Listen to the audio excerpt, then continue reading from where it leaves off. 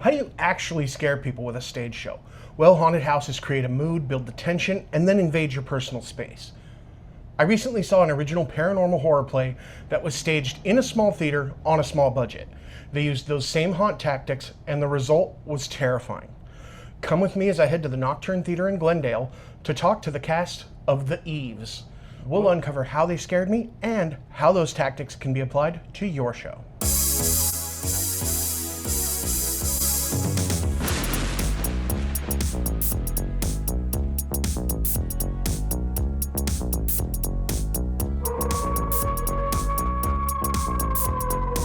Ghost stories are an essential part of the human experience. They allow us to confront the terrifying inevitability of our death on our terms. That's why we have a tradition of telling ghost stories around the campfire. And theater has always been a part of that.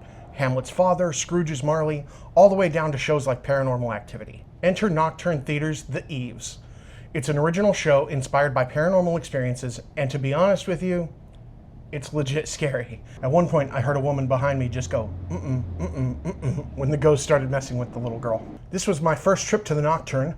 Word of warning, it shares parking with a Portos, so give yourself extra time to park. I went there to write a review for localhaunts.org. I'll link my official review in the description, and you can check that out if you want. So when I got there, I was asked to head upstairs, wait in the lounge until showtime. They did a great job of setting the mood in the lounge with spooky candlelight and various pieces of paranormal investigation equipment scattered throughout. The bar even had specialty drinks themed to the show. I love that attention to detail.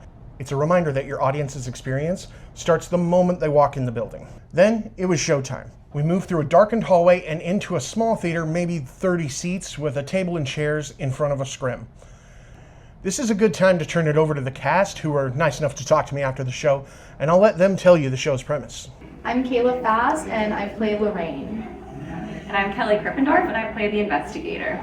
My name is Dave Beaudry. I play the Shadow as well as Helen. It's about a grieving single mother who moves back into her father's house, and she contacts a paranormal investigator to help her figure out what is going on in her house, if it's haunted, if it's not. And I think I have to stop there, right? Yeah. I don't trust myself to not get away. It's a story that has a lot of different layers to it. Those layers are generational. They're also kind of a mixture between physical and paranormal necessarily. Some of it is physical, some of it's mental. But setting the stage is just the first step to scaring your audience. Next, we need to create an atmosphere that is conducive to scaring. There are a lot of ways to do this: sound, darkness, or rather controlled lighting, and subverting expectation. There's a screenwriting tactic I learned called safe, warm house. Basically, if you want a scene to shock or scare your audience, first you must lure them into a false sense of security. So you put the characters in a safe, warm house. Obviously, it doesn't have to be a literal house, but it often can be. If the characters are in a place the audience thinks they should be safe, it makes it much more startling when the danger appears. Just think about The Exorcist, The Conjuring, The Strangers. They all start in a safe, warm house that the threat then invades. Similarly, The Eaves takes place in a house. When Lorraine's daughter first encounters the ghost, which Lorraine calls the Shadow, it happens in their home, the place where they are supposed to feel the safest. And we, as the audience, instantly identify with that. The next thing that Eaves does so well is their use of proximity. It was a small theater, 30 people maybe, and the blocking constantly had characters moving up and down the aisle. I found myself expecting the Shadow to show up anywhere at any time. Another member of the audience and I even talked about that at intermission. So the Nocturne actually has multiple theaters. The Cabaret one that we had our pre-show in, they also had a main stage downstairs where they were simultaneously staging The Little Mermaid. But instead of using those spaces, they put the Eaves in a theater that was a perfect fit. And in this case, they converted an old dance studio into a performance space in just a matter of days. It's a very intimate setting, and the audience is literally 3 feet away from us, the front row at least. And it's not a stage where the lights blind us. I can see the audience, which is kind of scary, but also really cool, because you can kind of understand like what's working, what's not, from like an actor perspective. And also like seeing them scream and stuff when there's certain scares that may or may not be happening in the audience is always fun to watch. Yeah. It's super fun with it being so intimate and so close together because it's not a super interactive piece, but it kind of makes it feel interactive because they're right there with you, just feeding off of everything you're doing. And it is such a cool, like, small space. It was a dance studio a month ago, and now it's a theater. In 4 days, they changed it from a dance studio to essentially a black box theater. And yeah, I think that intimacy and that closeness, the audience sits down and the first blackout happens, and everyone thinks they're not safe. Yeah. And everyone's just like, oh, it's gonna be there. It's coming for me, no matter where you are in the house, which I think is cool. Yeah. Because the tension, is what I've heard from audience members, is like they don't even want to clap when it's over because they don't trust that it's over. Yeah. It adds to the level of anxiety that people feel in theater, which is fun for us. It's really cool because it was a dance studio, and then I don't know if I would say for this show, but in general, this is the first show that has been done in this now converted upstairs theater space. And so some of it, we didn't have any previous experience of what it's like when the audience is in the room, right? So on opening night, it was really cool, but it was just kind of fascinating where all of a sudden after like the first scene, like we're backstage, like, okay, so audience is right up there, and so that close proximity is beneficial. Like, it's a really cool environment. It can be also more challenging because they're so close up that they could see things potentially, and as a shadow that's trying to move around at times where I don't necessarily want the audience to be aware of where I'm at or what I'm doing. I was very, very aware through that process, like, okay, this is where they are, this is where I'm gonna be. Hope this works. And it's really, really come together well. It's a great space, and it's got such a great energy to it. The next component we need to talk about is the jump scare. Now, in a haunt, that's all about timing, which is often in the hands of the actor. Lighting, sound, props, setting, that kind of stuff can help, but usually it's because the audience is moving through the space and it's up to the actor to time the scare just right. In the theater, with a seated audience, it's a bit more of a collaboration, which complicates things. Lighting and sound cues have to be perfect, and performers have to hit their mark just right. But when it all comes together, the audience will respond. We get a lot of reactions, and that was definitely like, coming out of rehearsals and just doing the first show, it was interesting, like, oh, we need to pause here because people are going to be laughing or talking for probably the next 30 seconds or whatever it is, so we've had to adjust to that, but it's definitely more fun when they react. Yeah. It's great. Yeah, she's right. Having to learn to like hold for scares that then turn into like anxiety laughs. Mm-hmm. So we just kind of have to like let it breathe as the audience like comes down from that like adrenaline kick. But yeah, they scream all the time.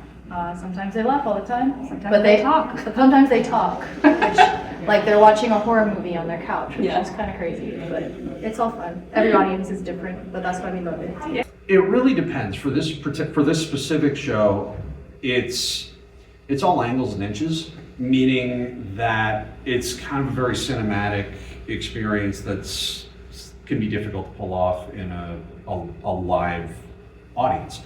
So as a result, it requires a lot of different things to be working in conjunction with one another, from the creature design, from a costume perspective, along with lights at very specific moments, me hitting very specific marks at very specific times, sound cues at very specific times, and being right where the other cast members directly need me to be for that effect to all kind of. So it really, I'm the person in the suit, but really the creature is it's a manifestation of really all of those different things coming together, and that's one thing I think is really cool about it. If you're staging a show like the Eaves, you might run into the issue of actors who don't have any horror experience, or maybe roles that aren't as dialogue driven.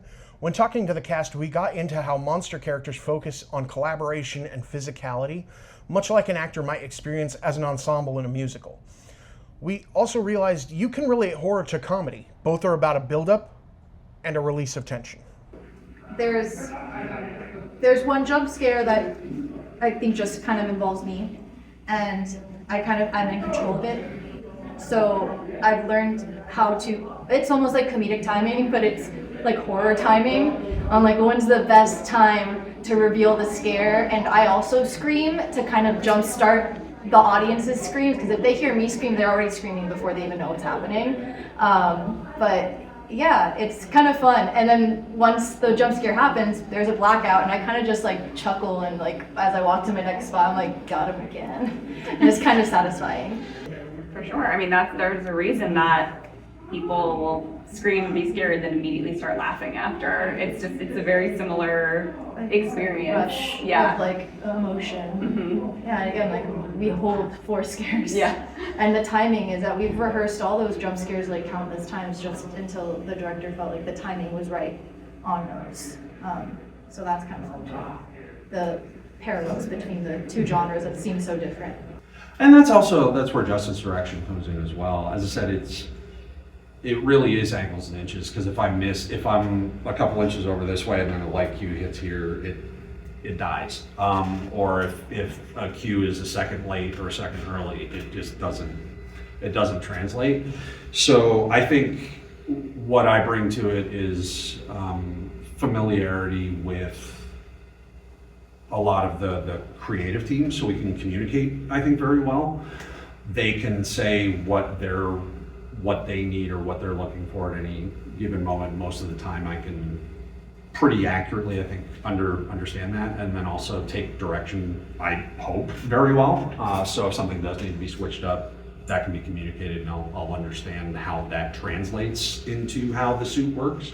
The Eaves takes an interesting turn in the second act, one that I won't get into for the sake of spoilers, but suffice it to say, it contained a few wild twists, one of which I genuinely didn't see coming. That transition from straight up ghostly horror into a fascinating character study about mental health and generational trauma anchored the fantastic in reality. The cast talked about how that took relying on the crew as well as each other to make that work. I feel like I have the reins in Act 1, and the power kind of transfers in Act 2 for unknown reasons. So it's, I guess, I feel like pressure's off Act 2, honestly. But I don't know, you might feel opposite. Yeah. Yeah. Act 2 is tougher. Yeah, tougher. But I think with all the rehearsal and stuff that we've done, which was 7, by the way, which is crazy, 7 days. But I just think actor stuff. You guys had 7 days of rehearsal for this? Yes. That's phenomenal.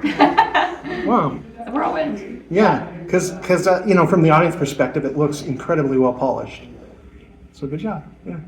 And the creature designer, Tanya Sear, who I've worked with before, just does an incredible job visualizing these things along with Justin, the director, and then finding a way to practically make those visions real. Because it's one thing to imagine something, oh, this would be cool. It's another thing to actually practically make it believable, again, in front of a live audience. I spoke to writer, director, and Nocturne co-owner Justin Meyer during intermission, and he told me all the haunting moments of the Eaves were inspired by real experiences that either he or people he knew had. Both he and co-founder Melissa were generously giving their time talking to the audience during intermission and after the show.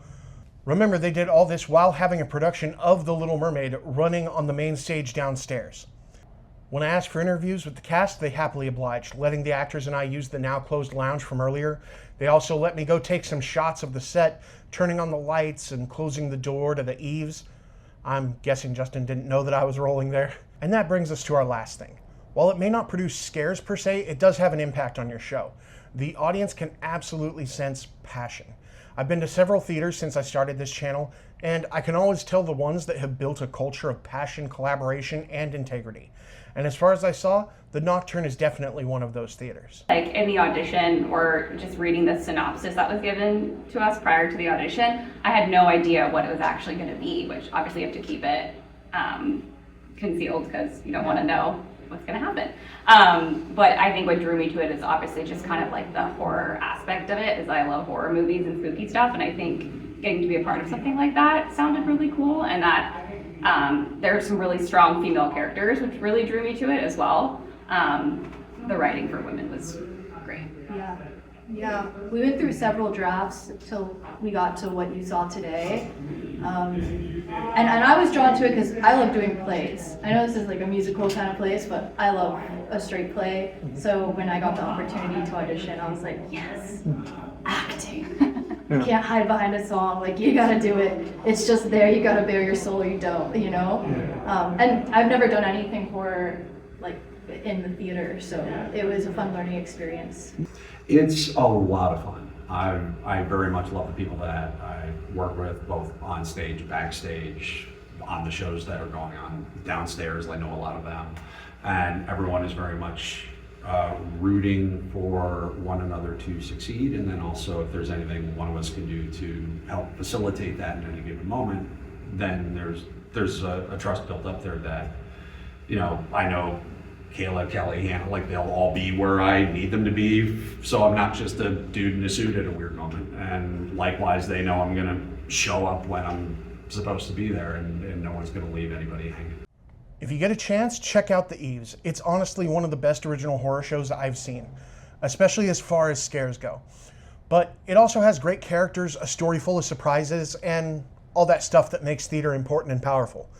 If you miss it, check out another performance at the Nocturne.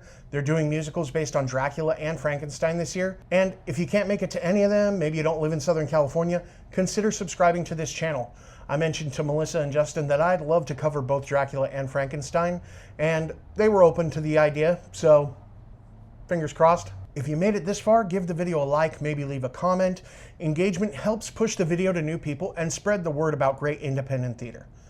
Now, for more about using the intimacy of a small theater to produce scares, check out our video on Empanada Loca. Thank you so much for watching. We're slowly building this channel, and it honestly means the world to me that you're here. So until next time, support your local scare actor.